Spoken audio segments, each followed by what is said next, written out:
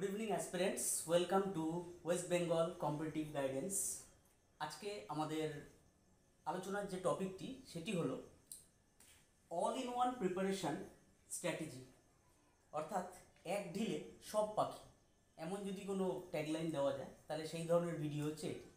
অর্থাৎ আমরা লাস্ট দু তিনটে ভিডিওতে দেখানো হয়েছে যে এক্সাম ওয়াইজ কীভাবে অ্যাসপিরেন্টসরা চলবে, যেমন মিসলেনিয়াস পরীক্ষার জন্য কিভাবে চলবে, পিএসসি ক্লার্কশিপের জন্য কিভাবে চলবে, কোথায় টার্গেটেড ফোকাস এরিয়া রাখবো, এগুলো আমার আগের ভিডিওগুলোতে রয়েছে।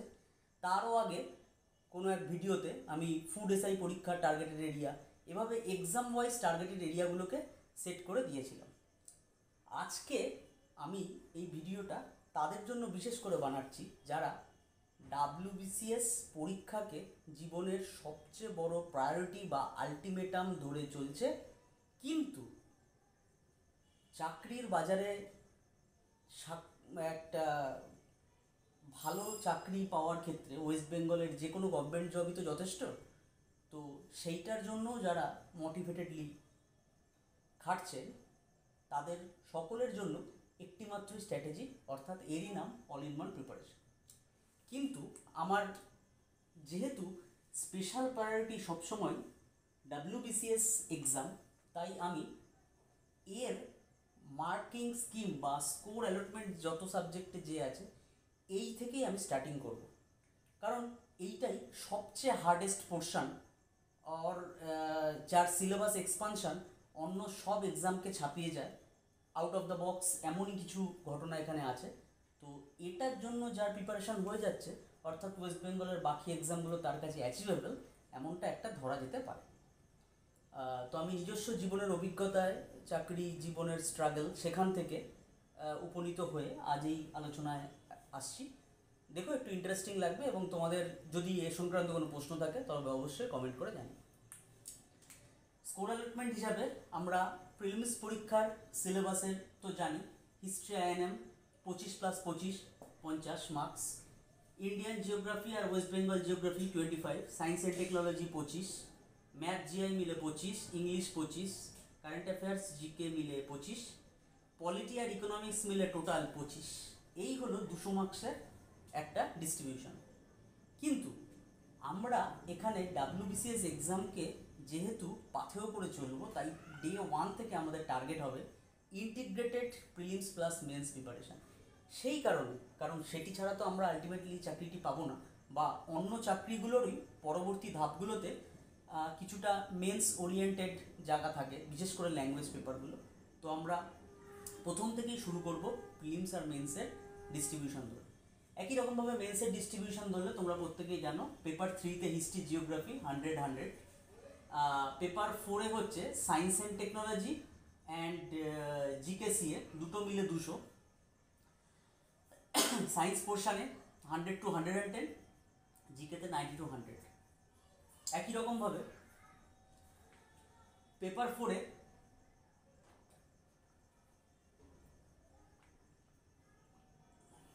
পর আমরা যখন পেপার 5-এ আসি তখন 100+100 পলিটি ইকোনমিক্স, এবং সবশেষে paper 6 200 marks math plus GI. এছাড়াও আমাদের ল্যাঙ্গুয়েজ গ্রুপ বেঙ্গলি, সেখানে 200 মার্কস থাকে, এটার প্রিলিমসে কোনো মার্কস ধার্য থাকে না। তো এই জায়গাগুলো হচ্ছে আমাদের ম্যাটার অফ ইন্টারেস্ট, যেটা আমাদের পড়তে হবে। সাথে অপশনাল পেপারে 400 মার্কস থাকে, যেটা আমার লাস্ট অপশনাল পেপারের ভিডিওতে আমি বলেছি যে it's an unavoidable priority area for group A and group B, অর্থাৎ রাজ্যের সর্বোচ্চ স্তরের অফিসার যারা পরবর্তী জীবনে আইএএস আইপিএস হওয়ার সম্ভাবনা সর্বাধিক, তাদের ক্ষেত্রে অপশনাল পেপারের প্রিপারেশানটি সবচেয়ে জরুরি। সেই অর্থে আনঅ্যাভয়েডেবল প্রায়োরিটি এরিয়া, আমি বলবো এটাতে কখনো অ্যাভয়েড না করে চলতে। নেক্সট, সায়েন্স জিকেসিএ অর্থাৎ পেপার 4-এর এন্টায়ার সিলেবাস, এটা একটা ফুল অফ আনসার্টেন কোশ্চেন্স এখানে অ্যালোকেট থাকে। এই কথার মানে এই না যে কঠিন প্রশ্নই আসবে, আনসার্টেন কোশ্চেন অর্থাৎ যে রেগুলার প্যাটার্ন ফলো নাও করতে পারে। বা প্রিভিয়াস ইয়ারের কোনো প্যাটার্ন ফলো নাও হতে পারে। ধরা যাক কোনো বছর ফিজিক্সকে প্রায়োরিটি দিয়ে সায়েন্স অ্যান্ড টেকনোলজির পার্টের প্রশ্ন হলো, তো পরের বছর ফিজিক্সই হবে এমন গ্যারান্টি বা এমন সিচুয়েশান নাও থাকতে পারে। কেমিস্ট্রি হতে পারে, কোনো বছর বায়োলজি হতে পারে। প্রসঙ্গত উল্লেখ্য যে এক্সামগুলোর কথা বলছি সবকটি পশ্চিমবঙ্গের সাংবিধানিক সংস্থা পাবলিক সার্ভিস কমিশন দ্বারা নির্ধারিত, অর্থাৎ তারা চাইবেই এমন কিছু একটা আনএক্সপেক্টেড ম্যাটার কোশ্চেনের মধ্যে থাকুক। সবই যদি প্যাটার্নে থেকে যায় তাহলে আর সাবজেক্টের যে ভ্যারিয়াবিলিটিটা শো করা যায় কোশ্চেন সেটার হিসাবে, সেটা কি করে আসবে? তো এই জন্য full of uncertain questions, not uncommon, uncertain. তো এটাকে আমরা প্রিপেয়ার করব সেইভাবে। আর last language writing in the sense 400 marks, Bengali plus English. এটাকে আমি নাম দেব এরিয়া অফ রেগুলার রাইটিং, অর্থাৎ যে পেপারটা সম্পর্কে আমরা পড়াশোনা আলটিমেট মেন্সের জন্য করব কিন্তু রেগুলারিটি রাখবো। কারণ মেন্স পরীক্ষা অনেক দূরে দেখে আমরা প্রায়শই যারা রেগুলার স্টুডেন্ট আছি, যারা বিশেষ করে চাকরি করে পড়াশোনা করে, তারা লেখার অভ্যাসটা প্রায় ছেড়েই দেয়। তো সেই অর্থে আমরা একটা স্ট্র্যাটেজি অবশ্যই দেব, সেটা হচ্ছে প্র্যাকটিস, রেকটিফাই, এগেইন প্র্যাকটিস। অর্থাৎ একটা লেখা লিখে প্র্যাকটিস করলাম, এর থেকে ভুলগুলো বার করে রেকটিফাই করব, 1 উইকস পর ওই লেখাটাকেই আবার প্র্যাকটিস করব, দেখব যে 1 উইকের গ্যাপে এর মধ্যে কতটা পার্থক্য এসে। এইটা একটা সেলফ স্টাডির থ্রুতে প্র্যাকটিসের স্ট্র্যাটেজি হতে পারে, বিশেষ করে যারা চাকুরিরত অবস্থায় এই জায়গাটি অ্যাচিভ করতে চাইছে।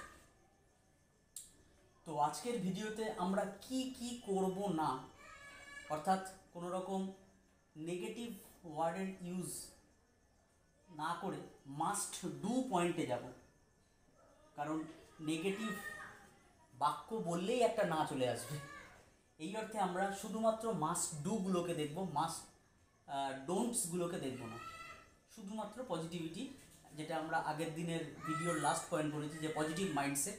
এই জন্য সব জায়গায় চেষ্টা করেছি আমি নট কথাটা না ইউজ করতে। তোমরা যদি প্যাটার্নটি লক্ষ্য করো তাহলে বুঝতে পারবে। প্রথমেই বলি, কম্পিটিটিভ এক্সাম সিলেবাসকে তোমরা সবসময় ব্রড অ্যাসপেক্টে দেখবে। এই হ্যাবিটটা একটা সাহসী অ্যাসপিরেন্টের বৈশিষ্ট্য। আমি আগেও বলেছি, আজও আরেকবার বলে দিতে চাই যে ট্যালেন্ট তোমার কাছে প্রচুর না থাকলেও চলবে, মিনিমাম একটা যে আন্ডারস্ট্যান্ডেবিলিটি বা মেরিট থাকে সেটা থাকলো, কিন্তু সাথে ধৈর্য এবং সাহস, এই দুটির মধ্যে কোনো একটির যদি অভাব হয় তবে হবে না। ব্রড অ্যাসপেক্টে ভাবতে গেলে তোমাকে অবশ্যই ধৈর্য ধরতে হবে এবং বড় সিলেবাস অর্থাৎ ইন্টিগ্রেটেড প্রিলিমস আর মেন্স সিলেবাস পড়ার সাহসিকতাও রাখতে হবে। ওকে? আর ট্যালেন্ট সেটা তো পারসিউ করার জিনিস, ট্যালেন্ট আছে জমে থাকলে এমন তো ব্যাপার না। এইটা রেগুলার আমরা যদি চর্চায় থাকে তাহলে অটোমেটিক্যালি ট্যালেন্ট ডেভেলপ করে যায়। তো সেটা আমরা চাইলে অভ্যাসগত প্রক্রিয়াতেও করতে পারি। এই জন্য আমি ট্যালেন্টের থেকে অনেক বেশি জায়গা রাখবো সাহসিকতা এবং ধৈর্যের, ডিসিপ্লিন ওয়েতে পড়াশোনা করার। বহু রিয়েল লাইফ স্টুডেন্টকে আমি দেখেছি যে ট্যালেন্টের একটু পিছনে বা সারা জীবন 10, 12, গ্র্যাজুয়েশন লেভেলে তেমন কিছুই শাইনিং কোনো স্পট দখল করতে পারেনি, কিন্তু হয়তো এক্সাম দেওয়ার সময় জাস্ট বিলো 25 এজে পেয়ে গেছে। এই কম্পিটিশনের বাজারেও এমনটা সম্ভব হচ্ছে। তো নিশ্চয়ই কোথায় একটা যেন ধৈর্য এবং সাহস, ডিসিপ্লিন লাইফস্টাইলের একটা ভূমিকা রয়েছে। যাক, নেক্সট পয়েন্টে আসি। অবশ্যই প্রিলিমস আর মেন্সের ইন্টিগ্রেটেড প্রিপারেশান করব, তাও একসাথে, অর্থাৎ সাইমালটেনাসলি।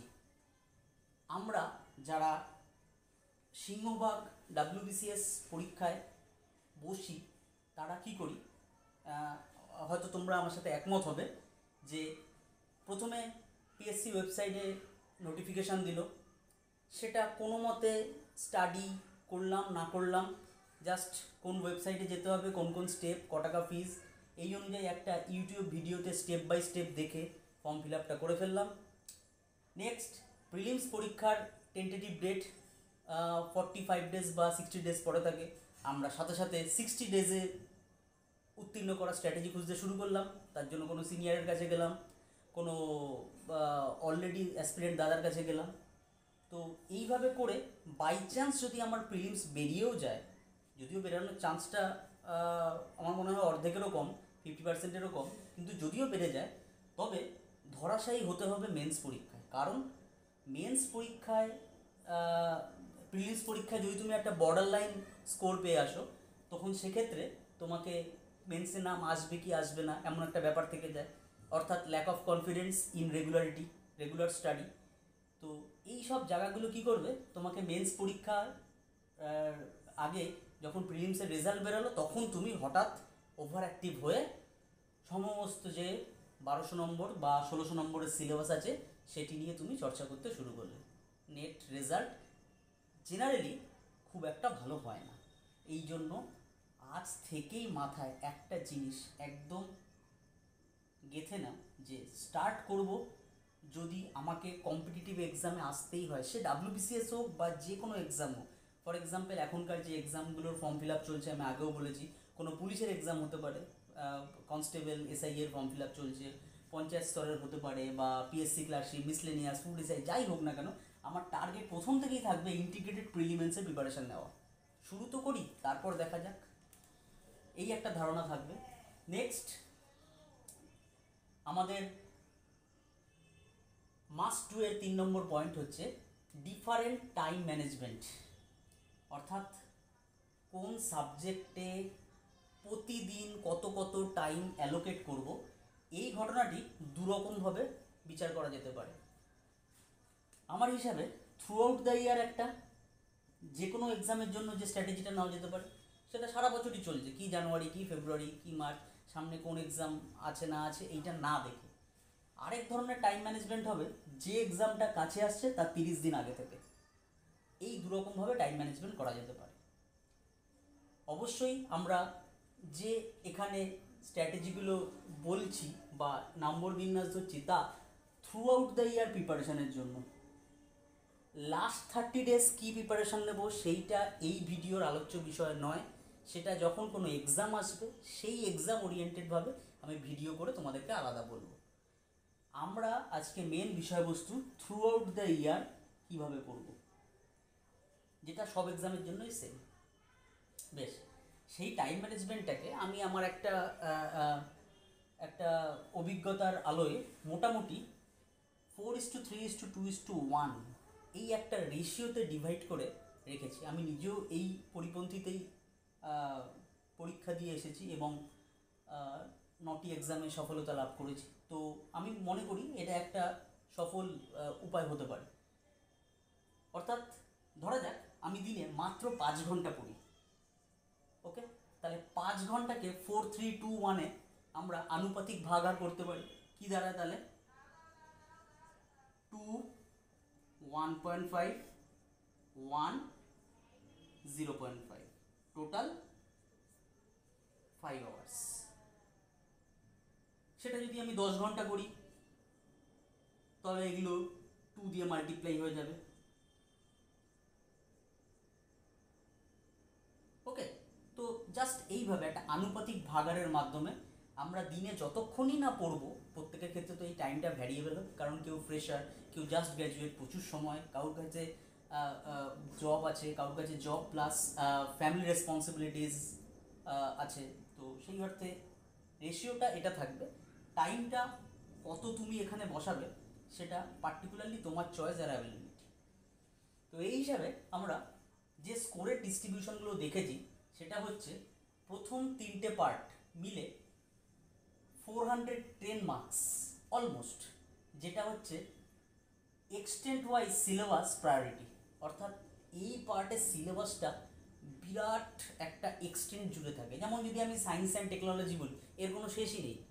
ফিজিক্স, কেমিস্ট্রি, বায়োলজি আর টেকনোলজি বলতে তো বিভিন্ন দিকের হতে পারে এই সমস্ত দিকগুলো। এমনকি সামান্য একটা এগ্রিকালচারাল ফিল্ডে কোনো সামান্য কাজও সেটা একটা টেকনিক হিসাবে ইউজ হয়, তো সেটাও টেকনোলজি। এনভায়রনমেন্টাল অ্যাসপেক্টগুলো সেটাও টেকনোলজি। আচ্ছা, হিস্ট্রির ক্ষেত্রে অ্যানশিয়েন্ট, মেডিয়েভাল, মডার্ন, INM, অর্থাৎ 4টে ভাগ। আমরা অনেকেই এই 4টের জন্য আলাদা আলাদা বই পড়ি। তো এইটা হচ্ছে syllabus wise extend priority group একটা, যেটা মোটামুটি সারা বছর আমার 410 নম্বর অ্যালোকেট থাকে। নেক্সট টপ প্রায়োরিটি এরিয়া, এইটা মনে হয় এই চারটের মধ্যে সবচেয়ে টপ, শুধু মার্কস ধারণ করে বলে নয়, এর প্রিপারেশানটা সব ক্ষেত্রে জরুরি। ইংলিশ একটা ল্যাঙ্গুয়েজ ওয়াইজ প্রফিসিয়েন্সি প্রমাণ করে। একটা সরকারি চাকরিতে ঢুকলে তোমাকে ইংলিশ ভাষায় অনেক রকম ড্রাফটিং, অনেক রকম রিপোর্ট তৈরি করা বা ইত্যাদিগুলো করার ক্ষেত্রে ইংলিশের দক্ষতা দরকার। এবং ম্যাথ জিআই আমাদের সিচুয়েশনাল অ্যানালিটিক্যাল পাওয়ার বা অন্যান্য ডিসিশন মেকিং পাওয়ারের ক্ষেত্রে খুব কাজে দেয়। এই জিনিসগুলো আমাদের ব্রেনের বিন্যাসকে আই থিঙ্ক একটু সেইভাবে ম্যানিপুলেট করতে পারে। তো সেই হিসাবে 450 মার্কস একটা টপ প্রায়োরিটি এরিয়া থেকে যায়। নেক্সট জিকেসিএ অ্যান্ড ইন্ডিয়ান পলিটি, এর জন্য অলমোস্ট 230 মার্কস যেটা আমরা যোগ করে পাচ্ছি, সেটা হচ্ছে স্পেশাল প্রায়োরিটি এরিয়া। স্পেশাল এই কারণে যে এইটা কিছুটা এক্সাম স্পেসিফিক স্পেশাল হয়ে যায়। যেমন জিকেসিএতে আমরা ওয়েস্ট বেঙ্গলের অন্য এক্সামগুলো যেগুলো আছে, যেমন মিসলেনিয়াস, ক্লার্কশিপ, ফুড এসআই, এখানে কিছু বাঙালি কবির ছদ্মনাম, কিছু কবি বা ফিলোসফারের কোটেশন, কিছু বিখ্যাত বলিউড বা হলিউড চরিত্র বা বাংলার চলচ্চিত্রের কোনো চরিত্রের স্রষ্টা, এই ধরনের একদম out of the box question এখান থেকে পাওয়া যেতে পারে। অর্থাৎ এখানে প্রায়োরিটি একটা স্পেশালিটি পায়। প্লাস ইন্ডিয়ান পলিটি কনসেপচুয়ালি বুঝলে সব জায়গার কোশ্চেনগুলো পাওয়া যায়, এই জন্য এটা স্পেশাল।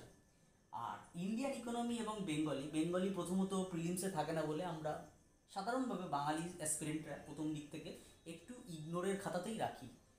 যতই মুখে বলি না কেন, কোথায় একটা যেন টাইম ম্যানেজমেন্টে আসে না। এবং ইকোনমিক্স ডাব্লিউবিসিএস প্রিলিমসে খুব কম মার্কস, মোটামুটি 10-11, এবং অন্যান্য পরীক্ষাতে অলমোস্ট আসে না। যেমন ফুড এসআই পরীক্ষাতে ইকোনমিক্স আসে না, বা ক্লার্কশিপের সিলেবাসে ইকোনমিক্সকে ডাইরেক্ট ওভাবে দেওয়া নেই। যদি জিকে কোশ্চেনের মধ্যে আসে তাহলেই।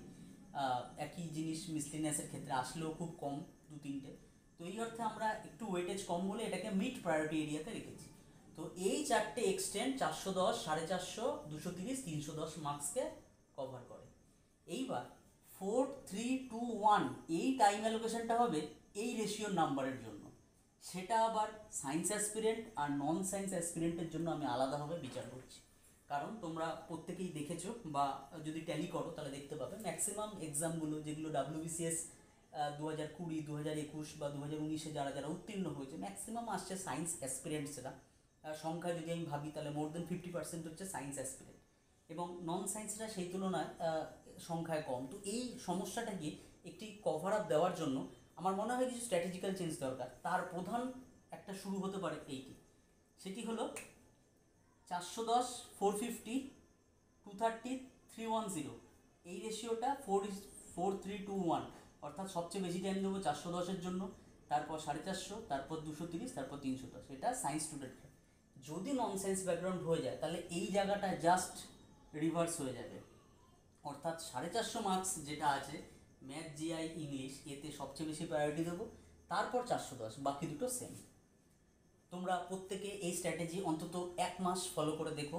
যদি সুফল পাও তবে অবশ্যই জানিও, যদি সুফল না পাও তাহলেও জানিও, কারণ এটা আমার পরীক্ষিত সত্য একটি স্ট্র্যাটেজি, আমি নিজেও এর ফলো করেছি। তো তোমরাও আশা করি সুফল পাবে। নেক্সট এসেনশিয়াল পয়েন্টের মধ্যে আমরা দেখব হচ্ছে প্রিভিয়াস ইয়ার কোশ্চেন সলভ। এইটা হচ্ছে একটা হিউম্যান নেচার, সে আমরা যে কোনো পরীক্ষার আগে একটা সাজেস্টিভ জায়গা খুঁজতে চাই, যে দেখি তো কী কী পড়ে গেলে একটু বেশি সাজেস্টিভ কোশ্চেন আমি চোখের সামনে পেতে পারি। তো সেই হিসাবে প্রিভিয়াস ইয়ার কোশ্চেন্সগুলো সলভ করব। এক্ষেত্রে প্রিলিমস অ্যান্ড মেন্স দুটো পেপারই পড়বো, শুধু প্রিলিমস পেপার পড়ে যাব না। এক্ষেত্রে মেন্স পেপারটাকেও গুরুত্ব দেব, কারণ হালে যে এক্সামগুলো লাস্ট 2-3 বছর বা কোভিডের পর থেকে যে এক্সামগুলো হচ্ছে, আমরা দেখেছি মেন্সের কোশ্চেনও কোনো কোনো পরীক্ষায় ঢুকে পড়ছে। তো সেই অর্থে আমরা যদি ওটা না দেখে যাই, একটা সাজেস্টিভ অ্যাপ্রোচ থেকে দূরে থাকলাম, তো সেটা আমরা হতে দেব না। নেক্সট 4, 3, 2, 1 এই যে টাইমিংটার কথা বলা হয়েছে, এইটা শুরু করব এই বিষয়গুলোর ওপর, কিন্তু একটাই স্ট্যান্ডার্ড সিঙ্গেল স্ট্যান্ডার্ড বুক দিয়ে, যেটা আমি আগের ভিডিওগুলোতেও বলেছি। প্রচুর সংখ্যক বই একবারে কিনে এনে ডেস্ক সাজিয়ে রেখে এইবার কোনটা আগে পড়বো কোনটা পরে পড়বো সেটা নিয়ে ব্যাপক কনফিউজ, এই জায়গায় থেকো না।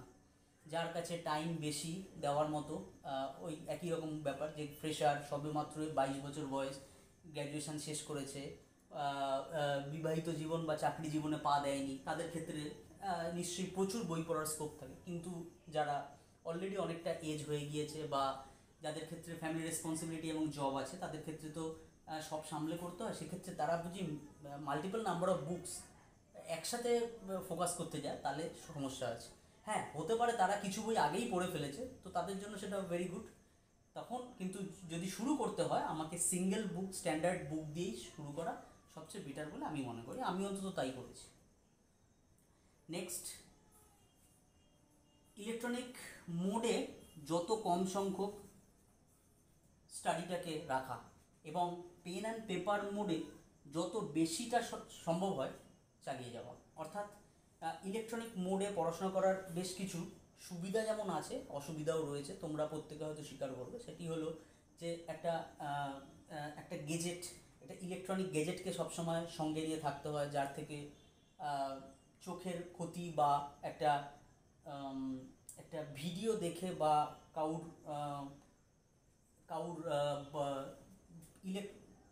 বোর্ডের মাধ্যমে যে পড়ানোর সিস্টেমটা, সেইটাকেই ট্রুলি অনুসরণ করে যাওয়া, রাদার বাড়ির বই বা খাতায় যে ফরম্যাটগুলোকে লেখা হয়েছে সেগুলোকে পড়ার চেষ্টা প্রাথমিকভাবে করি না। এটা একটা ইলেকট্রনিক মোডে পড়াশোনার ডিসঅ্যাডভান্টেজ। এমনিতে যে আমি বা কেউ যে ভিডিও বানাচ্ছে, এগুলো তো গাইডিং ফ্যাক্টর, বা এগুলো হচ্ছে বই, পেন অ্যান্ড পেপার মোডে যে পড়াশোনা, তার একটা সাপ্লিমেন্টারি ফর্ম। কম্পালসারি ফরম্যাট হচ্ছে পেন অ্যান্ড পেপার মোড, যেটা তোমাকে পড়তেই হবে। এক্সামটাই পেন অ্যান্ড পেপার মোডে হবে, তো তোমাকে পড়াশোনা অর্থাৎ বই পড়ার যে মেন্টালিটি, একটা মোটা বই কয়েক পৃষ্ঠা পড়ে সেখানে দাগিয়ে দাগিয়ে, অনেকেও দাগিয়ে পড়ে জিনিসটাকে ইম্পর্টেন্স মার্ক করে, এই করাটা, এটি সবার আগে তোমাকে ম্যাক্সিমাইজ করতে হবে। এতে কি হয় যে ইলেকট্রনিক মোডে পড়াশোনা করতে করতে আরেকটা খারাপ দিক হচ্ছে, কখনো কখনো অন্যান্য যে অ্যাপসগুলো আছে যেগুলো আমার সোশ্যাল মিডিয়া ভিত্তিক আমার অ্যাটেনশনটাকে ক্যারি করে নেয়, সেই দিকেও আমরা আমরা কারেন্ট অ্যাফেয়ার্স খুঁজবো বলে ওই অ্যাপসগুলোকে অন করি, কিন্তু কারেন্ট অ্যাফেয়ার্স স্টাডি করতে করতে করতে কোথায় যেন আমরা অন্যদিকে একটা ডাইভার্ট হয়ে প্রচুর টাইম নষ্ট করে ফেললাম, প্রচুর কনসেন্ট্রেশনও লস করে ফেললাম। সেই জন্য আমি বলবো ইলেকট্রনিক মোডে পড়াশোনার চেষ্টা করবে মিনিমাম। লাস্ট, যেটা সব পরীক্ষার একটা অনবদ্য পাথেয়, সেটা হচ্ছে রেগুলার মক এক্সাম দেবে। রেগুলার মক এক্সাম, তার জন্য পরীক্ষার ওয়াইজ মার্কেটে প্রচুর মক এক্সামের বুকস রয়েছে। তোমরা যে পরীক্ষার জন্য ভাবছো, বা যদি প্রথম থেকেই চাও যে WBCS পরীক্ষার জন্য কিনবে, তো সেই হিসাবে কিনে মক এক্সাম প্রাথমিকভাবে শুরু না করলেও চলবে। যারা একদম প্রথম এখানে এসছো, ফিল্ডে পড়াশোনা শুরু করবে ভাবছো বা করে, তারা এই স্ট্র্যাটেজিগুলো ফলো করার 1-2 মাস বা 3 মাস পর থেকে মক এক্সামের দিকে যেও। তার আগে যাওয়ার খুব বেশি প্রয়োজন আছে বলে মনে করি না। সেক্ষেত্রেও প্রিভিয়াস ইয়ার কাট অফ, যেগুলো আমরা বহুবার অন্য পরীক্ষা আলোচনা করেছি, অন্য ভিডিওতে আমি WBCSটার সম্পর্কেও একটা অ্যানালিটিক্স, কয়েক বছর অর্থাৎ লাস্ট 2-3 বছরের অ্যানালিটিক একটা ধারণা নিয়ে তোমাদের সামনে আসবো। আমি যেমন একটা ফর এক্সাম্পল হিসাবে তোমাদের যেটা বলছি, যদি আমি জেনারেল ক্যান্ডিডেট হই, তাহলে আমি 65% বাড়ি বসে মক টেস্ট নাম্বার তোলার মতো একটা প্রিপারেশনের জায়গা তৈরি করবো। যে ওবিসি এ তার থেকে 3% কম, অর্থাৎ 62%, ওবিসি বি হলে 63%, এসসি হলে 60%, 55%। এটা একটা জাস্ট একটা মানে আরবিট্রারি ফিগার, যেটা আমার মনে হয় যে এই টাইপের কাট অফ কাছাকাছি এগালে খুব ভালো এক চান্সে বেরিয়ে যাওয়ার ব্যাপার থাকে। তো তোমরা এই কাট অফগুলোকে, এই পার্সেন্টেজগুলোকে মাথায় রেখে রেগুলার মক এক্সামগুলো দিও, আশা করি অবশ্যই উপকৃত হবে। আজকের ভিডিও যে কন্টেন্টটা আলোচনা হলো, তোমরা এখান থেকে কতটা উপকার বা মোটিভেশন পেলে অবশ্যই জানিও। এই জিনিসটার প্র্যাকটিস অন্তত 1 বা 2 মাস না করে আজকের ভিডিওটি দেখার যে উপকারটা, সেটা তোমরা পাবে না। তো বাড়িতে চেষ্টা করো আগামী 1 বা 2 মাস অন্তত, লোকসভা ইলেকশনের টাইমটা তো আগামী জুন মাসের ফার্স্ট উইক অবধি কোনো এক্সাম তো হবেই না। তোমরা চেষ্টা করো না এইটুকু সময় এইভাবে চলার, দেখো কিছু হয় কি না, একটা প্রমিনেন্ট প্ল্যাটফর্ম তৈরি হয় কি না। আমি নেক্সট ভিডিওতে এরকমই অন্য কোনো এসেনশিয়াল জিনিস নিয়ে আলোচনা করব তোমাদের কেরিয়ার ভিত্তিক। ততক্ষণের জন্য keep watching and make comments. নমস্কার।